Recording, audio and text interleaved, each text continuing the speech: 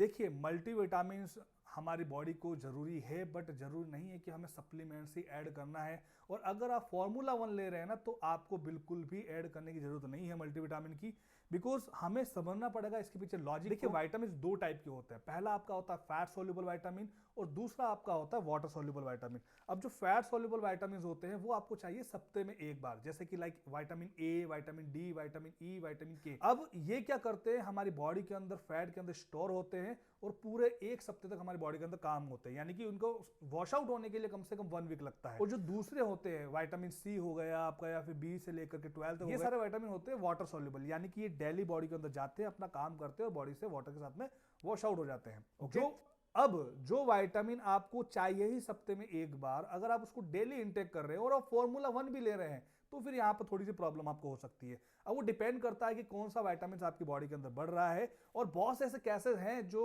बहुत बार मुझे सुनने को मिले हैं, जैसे कि अगर विटामिन ए अगर आपकी बॉडी के अंदर बढ़ रहा है, राइज हो रहा है, तो फिर आपको हेडेक की प्रॉब्लम हो सकती है, आपको चक्कर आ सकते हैं, आपका स्किन ड्राई हो सकता है, आपको हेयर फॉल हो सकते हैं, आपके लीवर पर प्रेशर पड़ सकता है।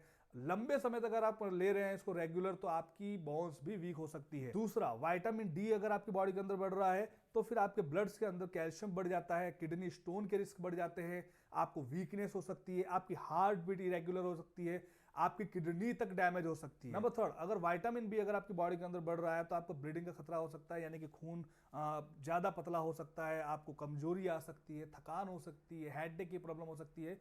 और जो विटामिन के होता है ना, उसका भी असर कई हद तक कम कर सकता है।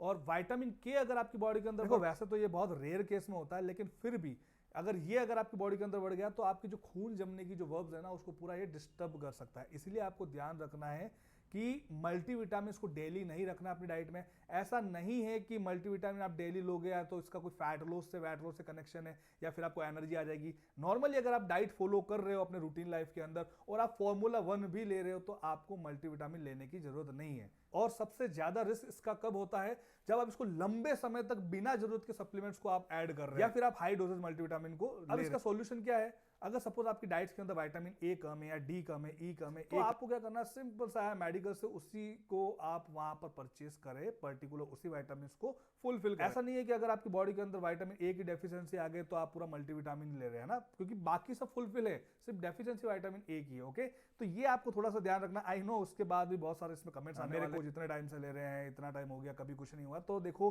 मैं फिर से एक बात बोलूंगा आपको कि सप्लीमेंट्स आपका नेचुरल फूड नहीं है ना, वो एक सप्लीमेंट है। वो सप्लीमेंट्स का मतलब होता है ऐड ऑन, यानी कि आप जो अपनी डाइट से कंप्लीट नहीं कर रहे हो, वो आपने अपने